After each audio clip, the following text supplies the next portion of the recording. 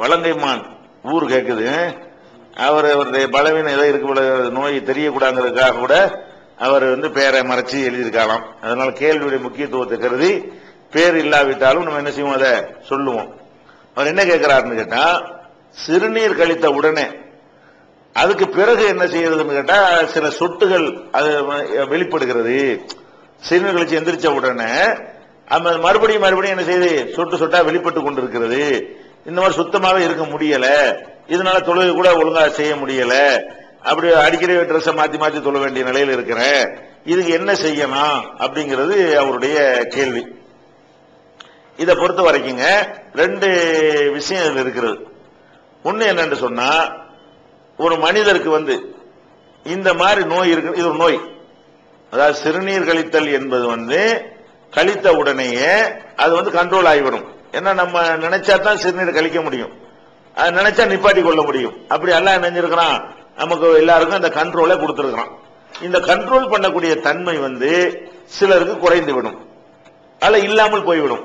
குறைஞ்சிட்டா என்னவாயிரும், சிறுநீர் கழிக்கணும் நினைக்கும் போது சிறுநீர் வரும், கழிக்கணும் நினைக்காவிட்டாலும் நம்ம கண்ட்ரோல்ல இல்லாமலும் ஒரு சிறிதளவுக்கு என்ன செய்யும், கசிவு மாதிரி வந்து கொண்டே இருக்கும். அது மாதிரி காற்று பிரிகிறது இருக்கிறது, நினைச்சா காற்று போகும், நினைச்சா கண்ட்ரோல் பண்றதுங்கிறது ஒண்ணு இருக்கிறது. சில பேருக்கு என்ன செய்ய, அவங்களால கண்ட்ரோல் பண்ணவே முடியாது, காற்று போய்கிட்டே இருக்கும், வாயு அதிகமா ஃபார்ம் ஆகிக்கிட்டே இருக்கும், அது அப்படியே காற்று பிரிந்து கொண்டே இருக்கும். அப்ப இவங்க ஒழு செய்து விட்டு வருவாங்க, காற்று போயிடும், ஒழு நீங்கிரும். ஒழு செஞ்சா மரம் போயிடும், ஒழு செஞ்சுக்கிட்டு இருக்கும் போதே போய்கிட்டே இருக்கும். அப்ப இந்த மாதிரி இருப்பார்களே, ஆனால் இவர்களுக்கு மார்க்கத்துல என்ன என்று கேட்டால், இவருக்கு இது ஒரு நோய். இந்த நோயை அல்லாஹ் தான் கொடுத்திருக்கிறான். அல்லாஹ் நோயை கொடுத்திருக்கும் பொழுது அதுக்கு உரிய ஒரு சலுகையும் சேர்த்து தான் அல்லாஹ் கொடுத்திருக்கிறான். இவங்க எல்லாம் என்ன செய்யணும்னு கேட்டா, அந்த சிறுநீர் போய்கிட்டே இருந்தாலும் அது பாதிக்காது. ஒவ்வொரு வக்து தொழுகைக்கும், ஒரு நாளைக்கு 5 வக்து தொழுகை இருக்கு இல்லையா, 5 டைம் அவங்க ஒழு செஞ்சுக்க வேண்டியது, அவ்வளவுதான். அதுக்கு பிறகு இந்த மாதிரியா சொட்டு சொட்டா போனுச்சுன்னு சொன்னா அது ஒழு நீங்காதுன்னு நினைச்சுக்கிற வேண்டியதான். என்னடா அவர் கண்ட்ரோல்ல வைத்துக் கொண்டிருந்தால்தான் சட்டம் போட முடியும். அவருடைய கண்ட்ரோல்ல இல்லைன்னும் பொழுது அவருக்குன்னு எந்த ஒரு சட்டத்தையும் நம்ம போட முடியாது. நபிகள் நாயகம் ஸல்லல்லாஹு அலைஹி வஸல்லம் காலத்துல இந்த மாதிரியான பிரச்சனை இல்லாட்டா கூட வேற மாதிரியான ஒரு கேஸ் அவங்கள்ட்ட வருது. என்ன கேஸ்னா, ஒரு பெண்ணுக்கு எப்ப பார்த்தாலும் ஒரு ரத்தப்போக்கு இருந்துகிட்டே இருக்குது, எப்ப பார்த்தாலும் ரத்தப்போக்காவே இருக்குது. அப்ப டெய்லி ரத்தப்போக்கா இருக்குமே, ஆனால் அவங்க எப்படி தொழுகிறது அப்படின்னு கேள்வி வரும் பொழுது நபிகள் நாயகம் ஸல்லல்லாஹு அலைஹி வஸல்லம் சொல்றாங்க, நீ மாதவிடாய் ஒரு குறிப்பிட்ட நாள் வந்திருக்கும்ல, அது ஒரு 7 நாளோ 5 நாளோ ஒரு வாரமோ அது மாதவிடாய் வைத்துக் கொண்டு மீதி உள்ளதெல்லாம் நோய் நினைத்துக்க, நீ தொழுதுகிட்டே வா, ரத்தம் போனாலும் பரவாயில்ல, நீ பாட்டு தொழுதுகிட்டே வா, ஆனா ஒவ்வொரு தொழுகைக்கும் ஒழு செஞ்சிக்க அப்படின்னு சொல்லி ரசூல் ஸல்லல்லாஹு அலைஹி வஸல்லம் உங்களுக்கு வழிகாட்டுறாங்க. அதுதான் இந்த மாதிரி உள்ள எல்லாருக்கும் உள்ளது சட்டம். அப்ப ஒருத்தருக்கு சிறுநீர் போய்கிட்டே இருக்குன்னு சொன்னா அவர் ஒழு செஞ்சிட்டார்ல, நோய் தானே, அவர் கண்ட்ரோல்ல தானே இருக்க மாட்டேங்குது. ஒழு செஞ்சிட்டாருன்னு சொன்னா, லொஹருக்கு ஒழு செஞ்சிட்டாரே ஆனால் அசர் வரைக்கும் அவர் எத்தனை தொழுகை தொழுதாலும் சரி அது பிரச்சனை இல்ல. இந்த பிரச்சனையினால ஒழு நீங்காது. மறுபடியும் அசர் வக்து வரும் பொழுது என்ன செய்யணும், மறுபடியும் ஒரு தடவை ஒழு செய்து கொள்ளணும். மகரிப் வக்து வரும் பொழுது ஒரு ஒழு செஞ்சு கொள்ளணும். அவ்வளவுதான் இவருக்கு உள்ளதை தவிர இதுக்காக வேண்டி நீங்க போட்டு கஷ்டப்பட்டுக்கிட்டு ரொம்ப சிரமப்பட்டுலாம் இருக்க தேவையில்லை. இதெல்லாம் நோய், இது ஒரு வகையான நோய், இதை அழட்டிக்கிற வேண்டியது இல்லைன்னு புரிஞ்சு கொள்ளணும். சில பேருக்கு என்ன செய்யும் கேட்டா, இது ஒரு வகை, இது 2 விஷயம் சொன்னீங்க இல்லையா, இது ஒரு விஷயம். இன்னொரு விஷயம் என்னன்னு கேட்டா, அந்த சிறுநீர் கழித்த பிறகு சிறுநீர் கசிஞ்ச மாதிரி தெரியும், நிஜமா வந்திருக்காது, காற்று போற மாதிரி ஒரு ஃபீலிங் உண்டாகும், நிஜமாக வந்திருக்காது. இது நோய் இல்லை, எப்பவாவது ஒரு நேரத்தில் அப்படி தென்படும். இந்த மாதிரி இருப்பார்களே, ஆனால் இவர்களுக்கும் மார்க்கத்தில் சட்டம் இருக்கிறது.